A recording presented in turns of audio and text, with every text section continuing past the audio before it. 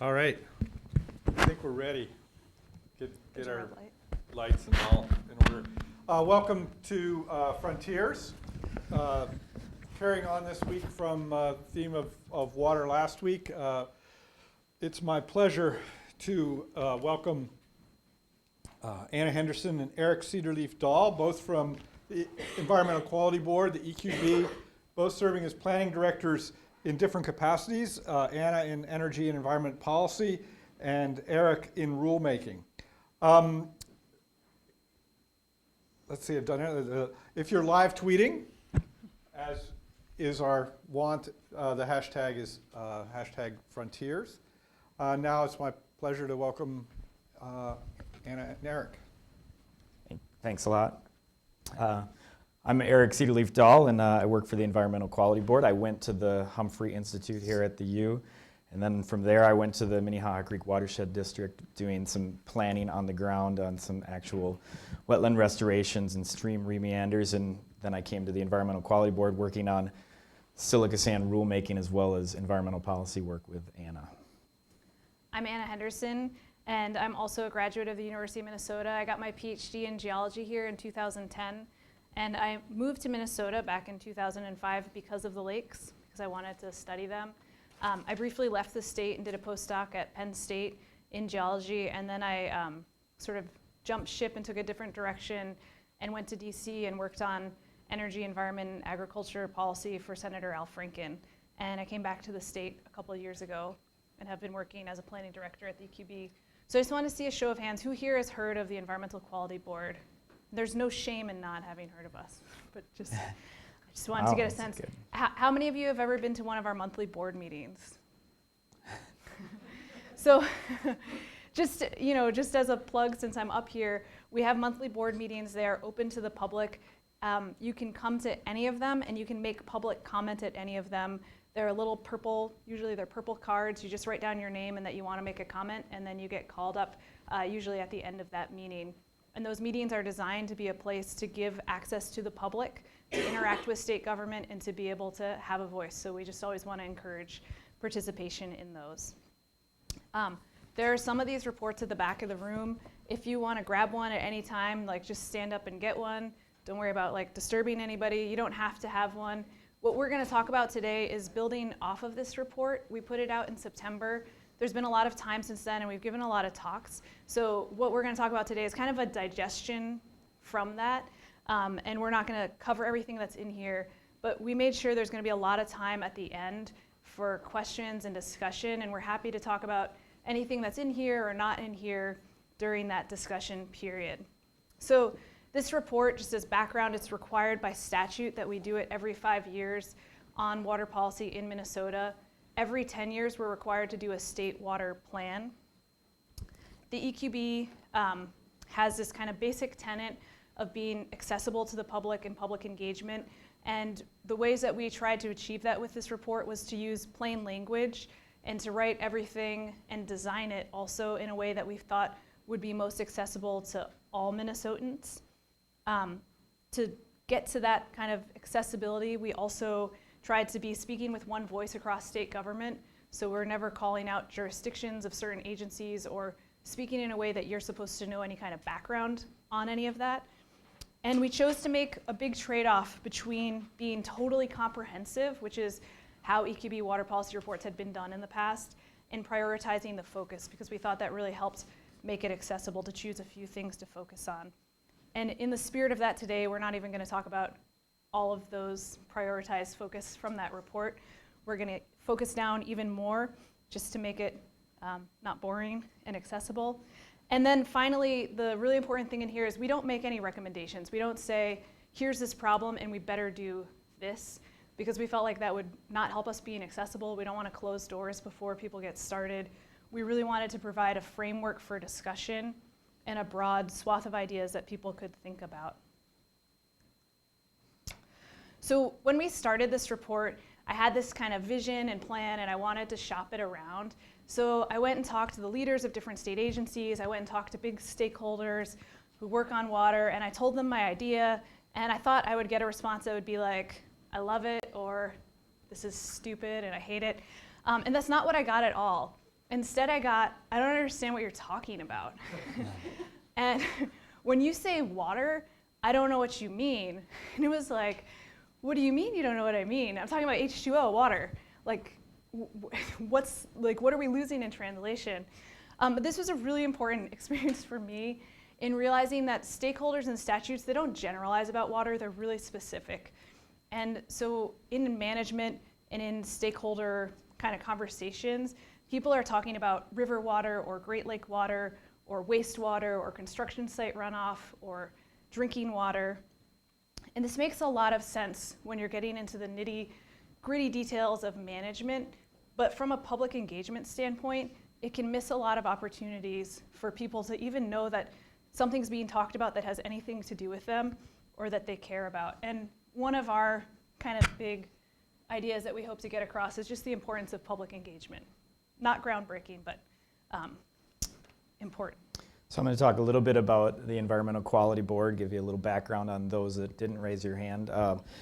In 1970, Richard Nixon signed the National Environmental Policy Act into law, declaring it the Year of the Environment. And in 1973, Minnesota adopted its own version of NEPA, calling it MEPA, the Minnesota Environmental Policy Act, creating a state law structure for environmental review. And MEPA was created to require the state to act as a trustee of the environment for succeeding generations. The board is made up of commissioners of 9 agencies, the governor's office, 5 citizen members. Kate Knuth here is one of them. And the Met Council is a non-voting member. And the board oversees environmental review for the state. It does long-term strategic planning on major environmental issues and provides leadership and coordination across agencies on priority environmental issues that are multi-jurisdictional and multi-dimensional, as well as provide opportunity for public access and engagement, as Anna stated. So what we're going to talk about today is who's interested in water. Why are we even talking about this? What is the status quo on water in the state of Minnesota, and how do we change the status quo? So the next 2 slides are kind of the connection point between Commissioner Stein speaking here last week and our talk today. He talked a lot about the Clean Water Land and Legacy Amendment. So for who is interested in water in Minnesota? The taxpayers, because we voted that we wanted to raise taxes on ourselves to invest in clean water and to support the arts. And I think that's a pretty amazing and kind of profound thing to think about. And so Commissioner Stein talked about this a lot last week. We're going to spend a lot of money, about $2.2 billion over the whole time, $85 million a year through 2034. And we're using that money to do things like monitor the water, install different kinds of conservation practices that help restore or protect waters. And what are we going to get for this? And what do we expect to achieve? And this is just a figure that's out of the state's Clean Water Roadmap. And it shows for different regions of the state where we are today on lake water quality and where we expect to be. So kind of like the most pessimistic view down in the southeast, 21% of the lakes are in acceptable condition. By 2034, that's going to be 28% of the lakes. More positive, up around Lake Superior, we're at 79% and we'll be at 85. So overall, we're going to have an 8% increase in lakes with good water quality. When we think of rivers and streams with healthy fish communities, it's going to be a 7% increase. So these are pretty incremental changes, and what it means is that we can't buy our way out of this problem. It would take too much money, and we still have the problem being created, and we're spending money to try and help clean it up and mitigate it. And it's really, we're kind of treading water instead of moving forward. And we're really kind of maintaining the status quo with this big investment. So recently the governor convened a water summit to focus on bringing public attention on serious challenges that Minnesota's water supplies are facing for both rural and urban areas of the state, and to continue a statewide dialogue on steps that must be taken to address these challenges, really focusing on, similar to this water policy report, on the solutions instead of the problems. And this water report was a basis for the Water Summit and what the sessions that the Water Summit focused on. And who's interested in water? Well, what we found from the Water Summit is, of over 800 attendees, they were from all around Minnesota.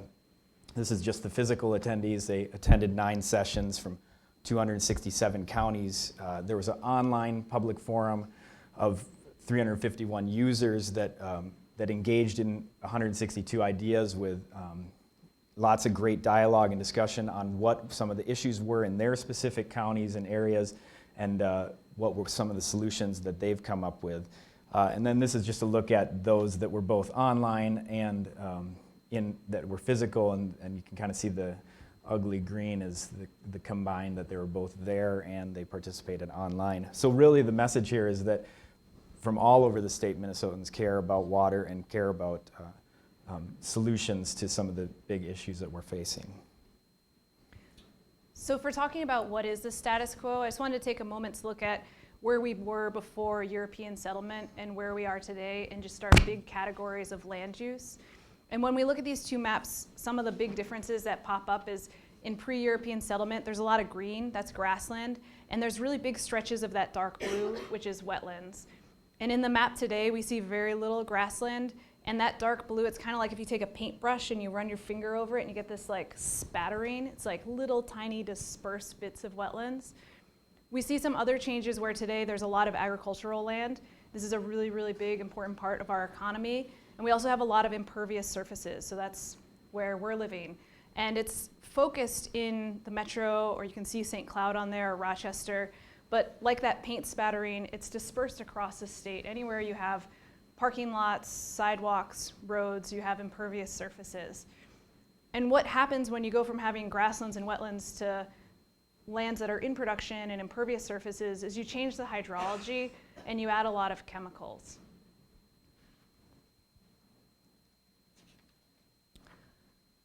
This is a map of Minnesota showing nitrate level in groundwater. And the big circles are public drinking water supply systems, and the little circles are private wells. 80% of Minnesotans depend on public water supplies, 20% are on their own with private drinking wells. And we're seeing widespread patterns of excess nitrate that exceeds what is considered safe for human consumption in our drinking water. Anything red is beyond the point at which you should be drinking it. Anything in that kind of brown color has exceeded the point where it's at a place where action needs to be taken. The Department of Health is working with those local governments. If it's a private well, you don't have to do anything. You're given information and it's up to you to take action. The blue isn't scot-free. Those are places where there's some nitrate, but it's not at the point at which people are really, really concerned. So this is a concern for human health. There's other concerns for wildlife in the Gulf of Mexico. Today I'm just going to focus on the public health side of it. But there's also an economic piece here, which is that if you have to start building treatment plants to remove the nitrate from the drinking water to make it safe, there's a big cost, and somebody has to pay for that. And these are, in general, small communities, and the price of that treatment doesn't scale with the size of your community. So for example, St. Peter, Minnesota, about 11,000 people, $1,600 per household to build that treatment plant. Clear Lake, Minnesota, 500 people, $7,600 per household to build that treatment plant. We're also seeing widespread, through Minnesota, trace chemicals in our waters and in places that are far away from where you feel like there's a big human impact. So these are chemicals that are found in our pharmaceutical products, our household products, our beauty care products, our industrial processes. They're not chemicals that we ever really intended or anticipated finding in waters everywhere. And we don't know which of them are a concern for us or for wildlife. Water use in Minnesota continues to increase with a growing population and economic development. And while water is abundant for much of the state, we're known as the land of 10,000 lakes, some areas are vulnerable to groundwater shortages. And part of the challenge is to determine what is sustainable use for each part of the state. In some areas, there's declining aquifer levels, which is causing issues, supply issues for communities, such as in the Redwood River area or in Little Rock Creek. And as you can see on the map, there are still locations throughout Minnesota in which we don't have a good picture of what is sustainable groundwater use, those gray areas where we really have insufficient data. But really, throughout Minnesota, there are areas in which we don't really have a good picture of what is sustainable groundwater use. And without that good picture of sustainable groundwater use, we also are increasing our reliance on groundwater for drinking water. Currently, about 75% of Minnesotans get their water from groundwater, and 25% get it from surface water. And of the 75% of Minnesotans that rely on groundwater for drinking water, we don't always know what is sustainable where. And then from that groundwater, we're kind of a single-use state usually. We usually pull the water out of the ground, use it once, then put it in the wastewater treatment facility, and then discharge it to surface water. Some work that we did with the EQB Water Policy Report is we looked at, is the amount of groundwater we discharge as treated wastewater sustainable? Found is that Minnesota exports about 99 billion gallons of groundwater each year. And as the groundwater use has increased in the past decade, so has the volume of discharge. So is the rate of withdrawal exceeding the recharge rate? We don't always have a clear picture depending on where we look in the state. So now we're going to get to how do we change the status quo. And this is just showing you the index from the report, but it's the 4 main areas that we thought were most important to focus on because they were timely and they require interagency discussion and interjurisdiction discussion. So these are, first, to manage water resources to meet increasing demands. Secondly, to manage our built environment to protect water. Third, to increase and maintain living cover across our watersheds. And fourth, to ensure that we're resilient to extreme weather events.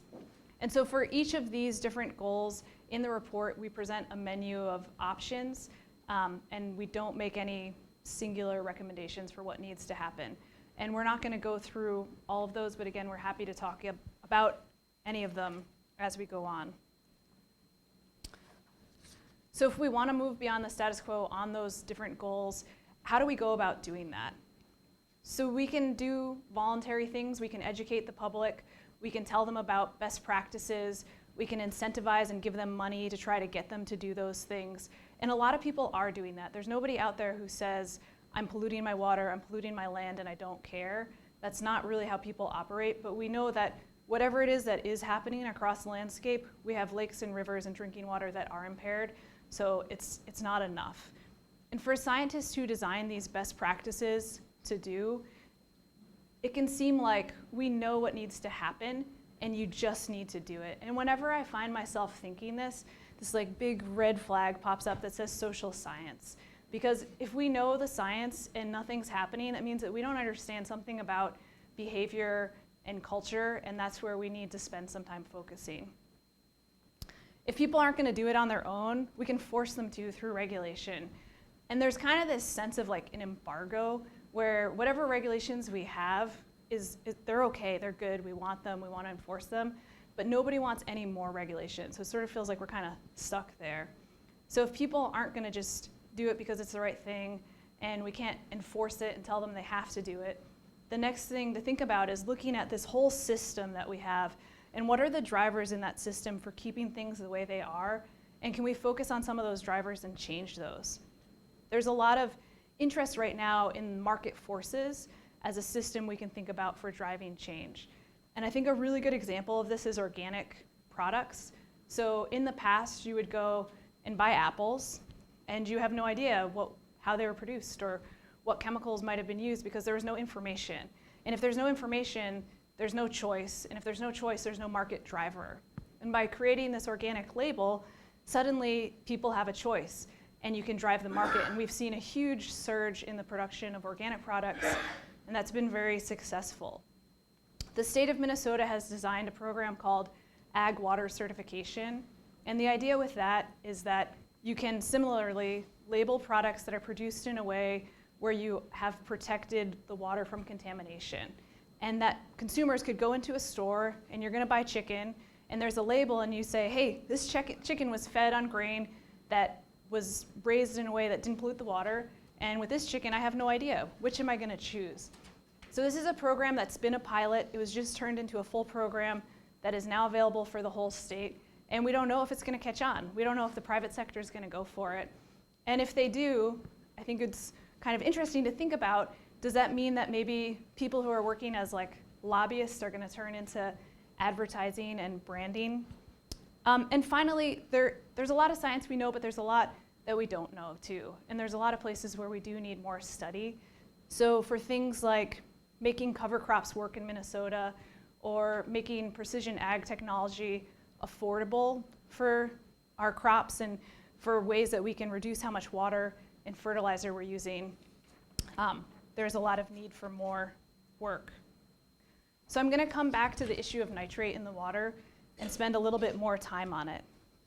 So this is a graph that's showing acres of land in Minnesota versus time. And the time's going from 1920 to 2014. And what we see is that there's been a decrease in the amount of hay and small grain that we're growing and an increase in corn. There's also been an increase in soy. We just put corn on here so we can show the nitrogen fertilizer sales have also increased. Agriculture is really central to our economy and our food security.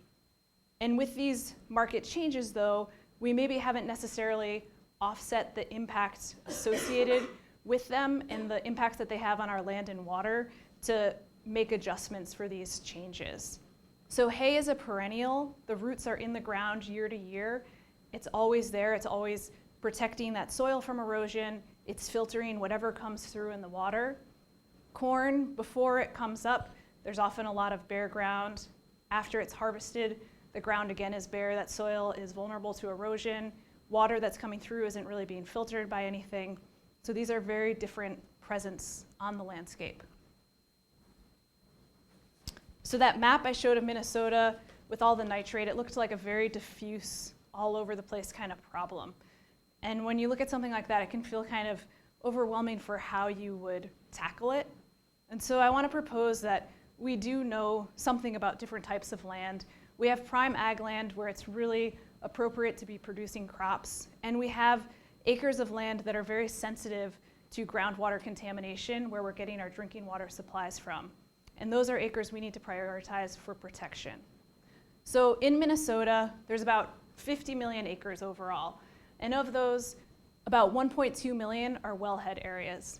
So those are regions where water is recharging into public drinking water supplies. And of those, 360,000 are considered extremely sensitive to contamination. Of those 360,000 sensitive acres, right now 9,000 are protected in some kind of conservation program, and 115,000 are in row crop agriculture. So land is private, and there's no eminent domain for protecting drinking water. It's not like building a railroad or a highway. So how do we do it then? I just want to show an example. This is the Worthington Wells Wildlife Management Area. And this is what it looks like when you go in and you strategically protect the acres of land that need to be protected to make sure that your drinking water is safe. So with all of this that's been done, 95% of the vulnerable acres for the city of Worthington are protected. And doing this took engagement with many, many, many stakeholders from very different interests. So when I'm talking about it, and in our report we kind of had that headliner of living cover and the idea of having plants with roots that are in the ground throughout the year. And that's really nice for protecting drinking water, but it also provides habitat for wildlife, and that wildlife provides hunting opportunities for hunters, and it provides opportunities for fishermen and opportunities for hikers and other people who like to be in the outdoors doing different recreation activities. And so if we can engage as many of these different types of stakeholders together, we can put together efforts to do this. And this is something that it is happening, and it's a model that I think everybody needs to look at in these communities. And just for context, the communities around Worthington also have nitrate problems, while Worthington is doing really well because they've been able to put this together. When water falls in the forest, does it make a sound? In a natural landscape, rainfall or snowmelt typically is largely infiltrated with some runoff. As impervious surfaces increase, like parking lots and roads, less of that rain and snowfall infiltrates and more runs off the land. This runoff moves more quickly on the pavement than it would in the forest or in a landscape with plant cover, making the runoff erosive. And the runoff from impervious surfaces also carries with it contaminants. There are new innovative ways of working in the built environment that allow us the opportunity to better mimic natural hydrology. I'm going to focus on one of those that we're working on at the state and can be replicated throughout communities in Minnesota, and that is minimal impact design standards. We focused on it in the report, and it was a stakeholder-driven process that represents really the next generation of stormwater management and contains 3 main elements that address current challenges. It's really a focus on green infrastructure that mimics the natural environment, and it's currently a volunteer program. The 3 main elements are a higher clean water performance goal for new development and redevelopment that provides really enhanced protection for Minnesota's water resources. And then new modeling methods and credit calculations, a standardized credit calculator that makes it easier for communities to really kind of plug and play different structural and non-structural stormwater techniques so they can get the desired results. And then a credit system and ordinance package that allows for increased flexibility and streamline approaches to regulatory programs in communities. One example of MIDS in action is Maplewood Mall. As you can see from Maplewood Mall, it really represents the way a typical American suburb developed. It's mostly impervious. It's got an expansive parking lot, a huge roof, and it's almost completely impervious. Prior to the MIDS work, it would only capture about 3% of a rainfall event. And really, as it's pretty obvious, these developments are really different from the natural landscape that existed in Minnesota prior to European settlement. With the MIDS work that focused on just some really specific techniques of some rainwater gardens, 6,700 feet of pervious pavers, 1 rainwater cistern that also acts as an educational opportunity and a meeting place and a piece of art at the Maplewood Mall, and then 375 trees, about a mile of tree trenches. And the retrofit increased the runoff capture from just 3%, as I was saying, to almost 70% in a typical year. That's more than 20 million gallons of stormwater per year, and it has huge reductions in a 50% reduction in volume outflow and a 95% reduction in total suspended solids. So this is a real success that really could be replicated throughout the metro area and throughout communities in Minnesota. One of the issues with MIDS and green infrastructure is how do we assess the performance of that green infrastructure in MIDS? How do we know where it's having the best impact? As I said, the calculator is really this easy-to-use standardized calculator, but we don't always know if the structural and non-structural techniques are actually working. So we can do better by monitoring the flow, chemistry, and biology and habitats before and after green infrastructure is deployed. From this chart, you can see this as the dark green increases, which is impervious surfaces, the index of biological integrity, the integrity of the habitat, how well aquatic communities can exist in the water decreases. And so we really need to expand monitoring and assess the effectiveness of green infrastructure to see can water bodies recover with some of these green infrastructure and MIDS techniques. So that's it for us. If you have any questions, we're here to answer them.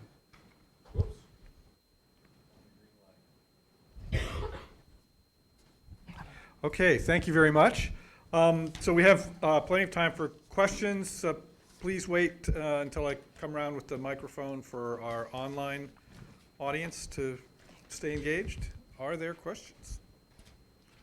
Start with Larry. Yeah, you pointed out that 800 people attended the session. I was there with them. I recognize a lot of faces here too. But 5.3 million people didn't attend. Have you, or any state agency, done a sort of a survey of what people need from water and how they relate to water?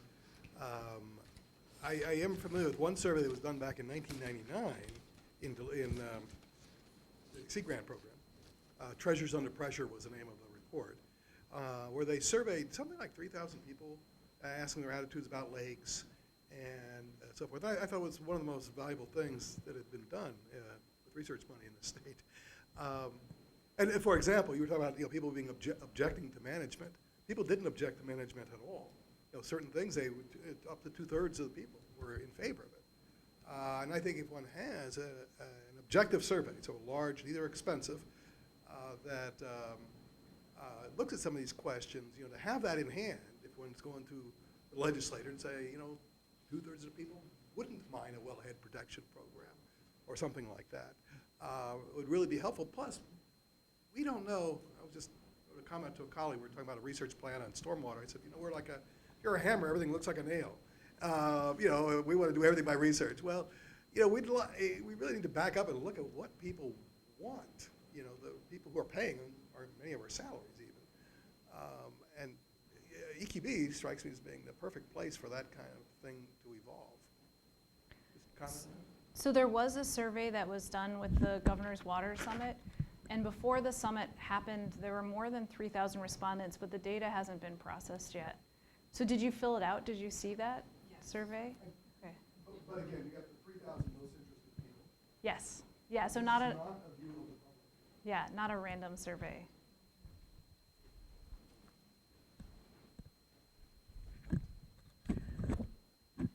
With the Worthington, pretty success, how did that get, what catalyzed that, and how did it get launched, and what about that progression of bringing together all these varied interests to collaborate?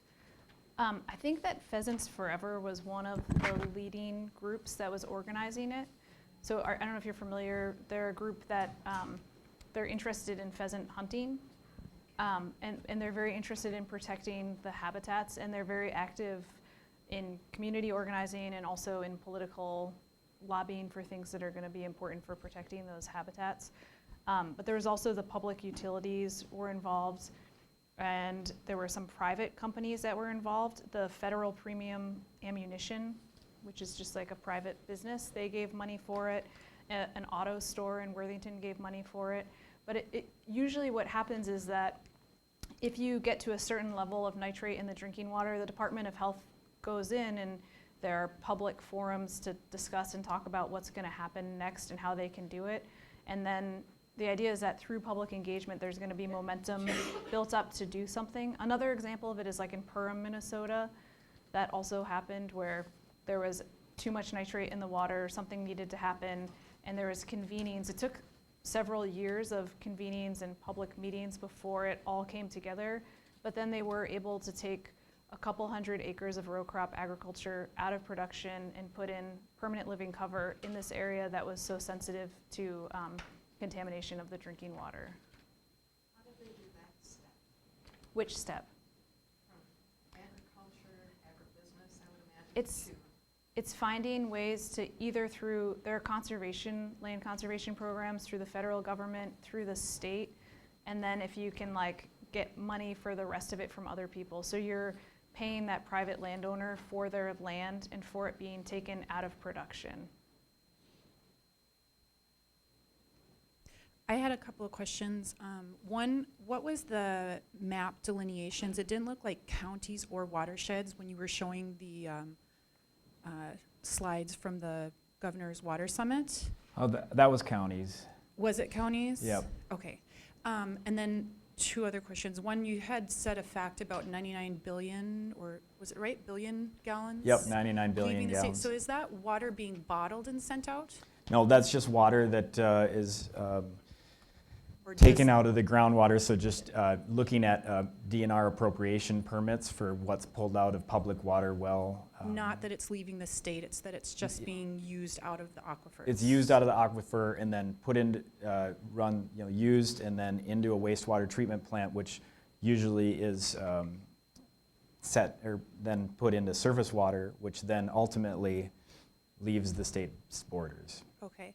And then my last question was regarding the measurements that you guys are taking, because I know there's a lot of incentives for money and how you can, use that.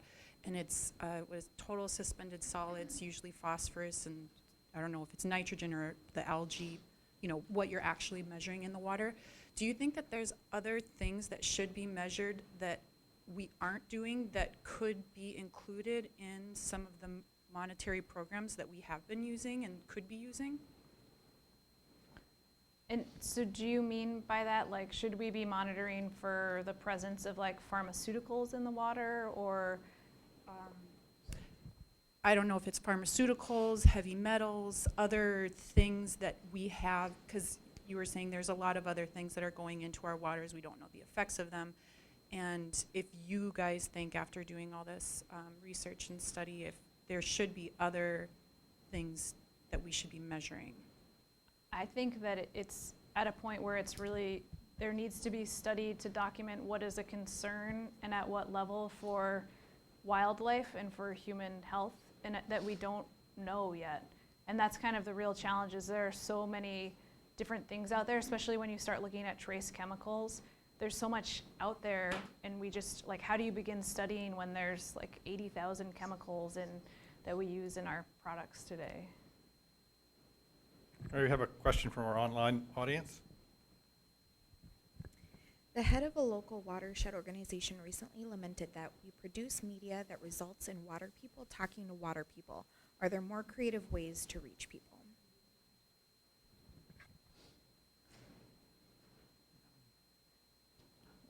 With the Governor's Water Summit, having this online presence, it was sort of like an online town hall, was one approach to trying to get more people involved. I've seen a lot of local governments doing that also, where there are these online forums that you can put in your comments, and you can see other people's comments and comment on them, or kind of give them the vote or like to help emphasize where the energy is on things.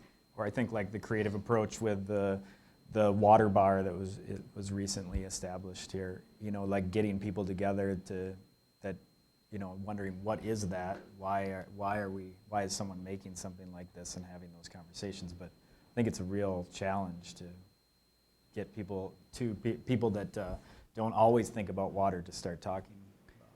And I think it's really helpful when it's organized by people who are part of the community. So if you live somewhere in Minnesota and there's somebody in your community who's part of Pheasants Forever, and they're really concerned about water issues, and they organize and get people together, and it's somebody that you know, and not just something where you have no idea what you're walking into and you don't know the people running it, it can be really helpful. Or it's not like someone from the outside coming in and telling you. I have a question. Last week, Commissioner Stein talked about a water ethic, and essentially the question he was addressing was, have we run out of gas on regulatory approaches? And he didn't take a stance on that, but he did sort of strongly implied that there are some other way, sort of more socially and normative ways of thinking about water quality. And so I'm curious, and then following on the online question about water people talking to water people, I'm curious if you could talk a little bit about the relationship between the EQB and the PCA, and where you all work together and where you might be in tension. Maybe you don't want to talk about that part so much, but certainly what's the relationship between PCA and EQB? We're legally a separate entity. Just right. But your both agencies are working on water, and how does that work? Well, if you want to take a moment, we can talk about the jurisdictions, because it's not just PCA who's working on water. It's all of these agencies have a different role in water. And we don't want to like bore your socks off, but we can spend a moment giving you that background if you want. I think it would be enlightening to understand, because there are so many perspectives on water, as you essentially opened with, how does that work in terms of regulation, which both you and Commissioner Stein have touched on in your talks to us? Well, really, EQB, we have really not much of anything to do with water regulation. You know, the PCA, you know, manages surface water quality issues. Department of Ag has groundwater quality issues. DNR manages water use permits and quantity of water. So there, as Anna said, you know, when we went to talk to people, we said we want to write a report about water and how the state of water in the state of Minnesota. And they said, what kind of water? I mean, I think that's the real challenge that EQB in a public forum, you know, brings together to hear all the different perspectives from the different agencies and their jurisdictions. And if you want more of those jurisdictions, we can give you one for every agency. Did you have a question? You had a first question too. Did you want us to answer it? I don't remember it. No, that was the core of my question. I have two questions. So I imagine you were at the Governor's Summit. And you said a few statistical things about it. And so I'd like to know, what was the personal value for each of you, or some, stunning highlights, or, something that came out of that summit that had real meaning and relevancy value for each of you. And then secondly, so is it fair to presume that Governor Dayton would like to have a legacy regarding Minnesota's water? And if to the extent that that is correct, what are some ways that people can help him achieve that really helps the water situation? I'll start as far as a takeaway from the Water Summit. I was mostly in a back room all day running the website, and so my takeaway was, people were really engaged on the website, and there was a lot of online discussion happening, which we were really excited about because it was captured really well, where Anna was in some of the physical What happened with discussions. me, we both helped with the planning and organization of it, and I set up the room the day before, and then I woke up with a fever on the day of the summit, and I couldn't actually get out of bed, so I wasn't there, but I thought it was sort of midday when I could finally stand. I sent a text and was like, how are things going, and what's the vibe? And what I heard back was just, it's really positive, people are really engaged, and you don't know what you're gonna get when you bring 900 people into a space and talk about something that's kind of sensitive. And it's sensitive to people's livelihoods and to their property and to their way of life. So that was great. I was really excited that was the takeaway.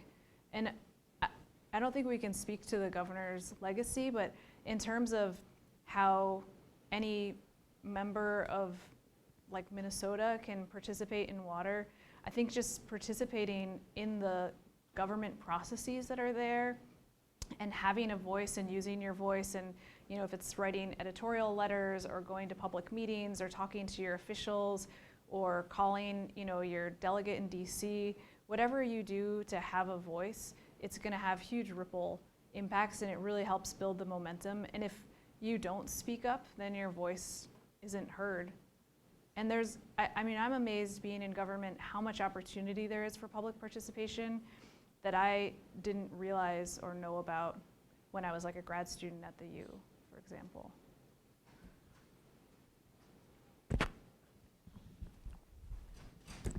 Of course, I wanted to clarify something. The unique role of your organization is to be the glue between agencies. That's the mandate. The thought was when the law was written, that agencies are siloed, and you're absolutely correct. They are. People at MDA, are only allowed to talk about nitrogen. People at MPC are only allowed to talk about phosphorus, and they have to kind of sneak it under the table if they want to talk together. Well, you guys can provide some of that glue that isn't that they're siloed out of action. It's not that they want to be like that; they just are, and you can bring them together. And that strikes me as a central role. When EQB was ready to go down, John Wells asked me to come down and testify. I said, the state cannot move forward without EQB because of that. And apparently they seem to buy that argument and others that people made. But the other thing, I would come back, yes, many people attended that session and so forth, but most of us were paid either directly or indirectly to be there. Many people were paid. You have things at public forums at 3 in the afternoon. Only certain people can get there. We still don't have, I do not have a sense in this state of what people's real desires are with water. And I work on it every day, and I still don't know really what, where is the political clout that's gained by understanding what the citizens want. Just don't have that.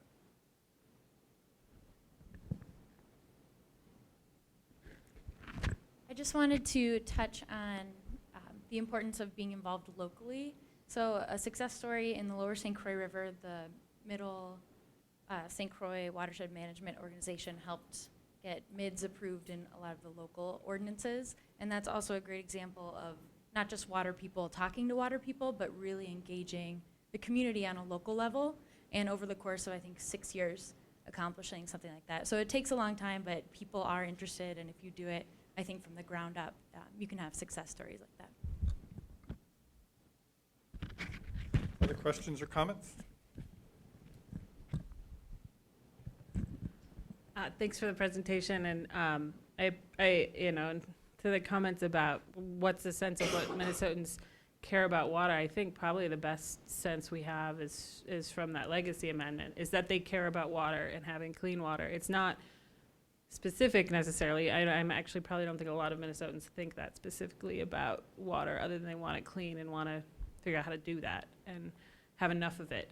But I'm curious on these contaminants of emerging concern, because we're already starting to hear these comments about, or that is increasing discussion about how expensive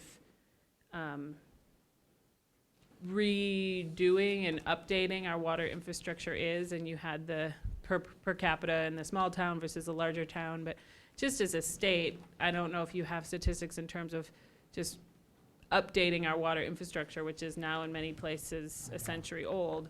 But adding to that, these chemicals that we've never even thought about, and the management idea of, do we want to try to prevent them from getting into water, or do we think about how to update our water treatment systems to manage these contaminants of emerging concern? Because really they don't. Our water treatment systems are not designed to do that currently. And so there's a few questions in there. One, in the whole cost of water infrastructure debate, is the cost of updating that infrastructure, particularly treatment for these chemicals of emerging concern, part of that debate yet, and in what ways? And then in terms of a sense of how old a lot of our water infrastructure is, and sort of what, if we were maintaining the way we should, theoretically, which you may say we aren't, kind of what's that schedule of rolling out that infrastructure?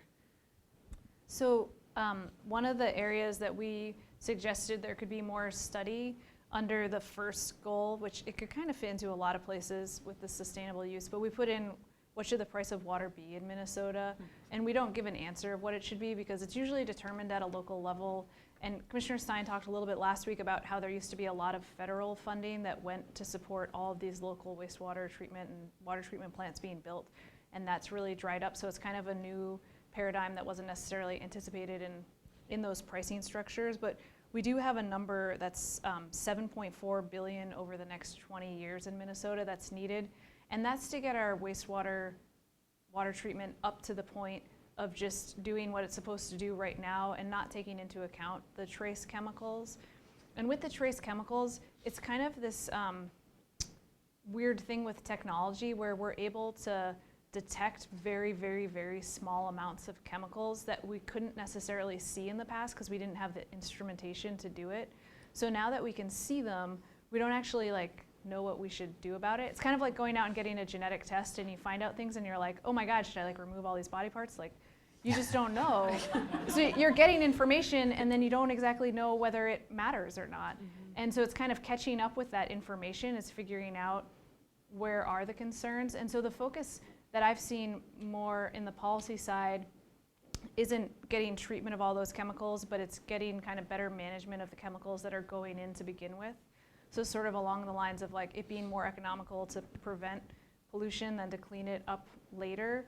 And so different ideas about banning certain products or having better ways of disposing of excess pharmaceuticals, although I think a lot of that pharmaceuticals just coming through your bodies into the wastewater treatment. And just as a note, for all of that money that's needed for water infrastructure, 60% of it is out in greater Minnesota. So just thinking about the size of communities and the cost. Alrighty, I have a question from Bonnie online, Bonnie Keeler. We know most Minnesotans are unsatisfied with the status quo and the marginal progress expected with the legacy funds, but how will we know when our water is clean enough? Seems like an important unknown. I think it comes back to the swimmable, fishable, drinkable. So if you go out to whatever water is nearby you and you can swim in it and you can fish in it and you turn on your tap and you can drink it, or you pump it out of your well, then we know we're good enough. Any other questions?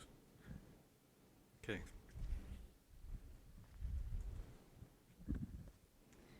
You talk about the interest in engaging the public in terms of concern, but what about engaging the public in terms of ownership in some way, and therefore encouraging grassroots initiatives to improve water quality more from a bottom-up approach? Where are there opportunities there? So I think in the structure of our report, we were really hoping to do that by not coming from like state government looking down and saying like, so this is what you need to do, but laying out these options. So for each of those goals, we have options for those kind of 4 buckets that I talked about, and we just put them out there. And the idea is that then people can go discuss it and say like, well, from the standpoint of where I am, I really want a regulation, or I think the market can do this, or I think we can do this through voluntary action, and let's get together and talk about it.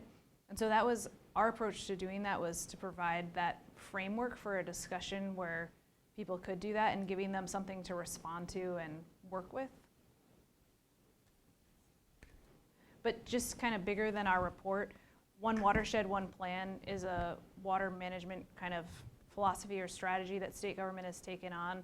And that is really about putting things into local control and local planning and management at the watershed scale. So not on political boundaries, but on the boundaries of watersheds. So we had the county maps for those comments from the Governor's Summit, but all these other maps are drawn out with watersheds, because we hope that people will start being able to identify and see their watersheds and think about water in that way instead of on political boundaries. I wanted to offer the Master Water Steward program as one of those volunteer opportunities. I got certified 2 years ago and have been involved since, because you have to do so many volunteer hours in education, which is exactly why I'm here today. It's one of my education hours.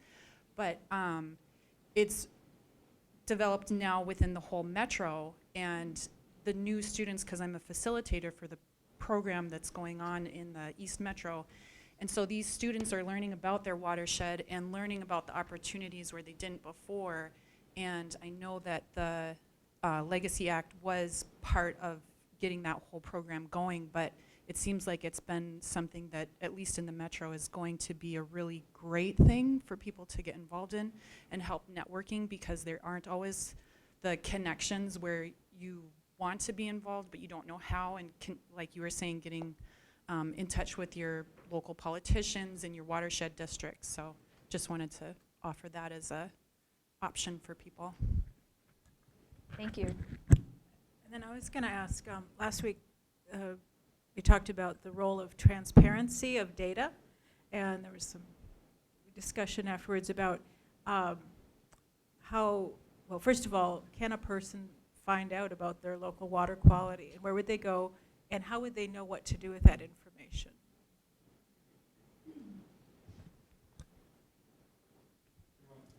Yeah, I mean, the Department of Natural Resources has the Lake Finder, which can tell you a lot about local water quality at a specific water body. The U of M, I think, also has, or works in partnership with that. Or your local soil and water conservation district or watershed district will have that information in their comprehensive plans, talking about the status of each water body and what kind of goals need to be met for best for habitat and for the water quality. And there are tours of drinking water facility treatment plants. So I went on a tour of a drinking water treatment plant for Minneapolis last year. It was open to the public. They have them on certain days. And that was a really neat opportunity, and to have a lot of discussion about just kind of like a dynamic discussion of during different times of year, what levels are you seeing in these different types of chemicals. And Larry, just a very quick response there. At least for drinking water, you can go on and type the name of your city and words water quality report, and you'll instantly come to the water quality report for your city. Also, if there's ever a violation, they have to send you a letter. So the situation in Michigan is particularly alarming because they should have known that day one. All right. And final question, comment, and then we'll wrap up.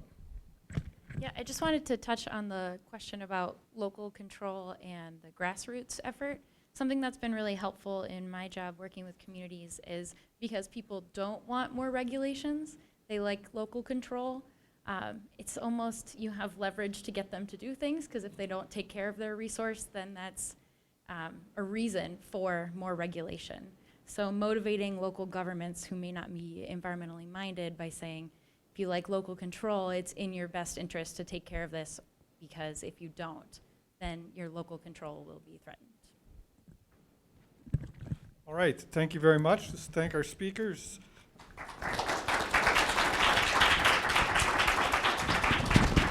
As is our custom, we have lovely parting gifts. Next week will be April 6th. I will be here not as your MC, but as your speaker. The question I'm going to take on is the current university funding model sustainable? I'll talk about how we pay primarily for research. So thank you all for coming. There's treats and coffee in the back if you care to linger and talk more. Thank you very much.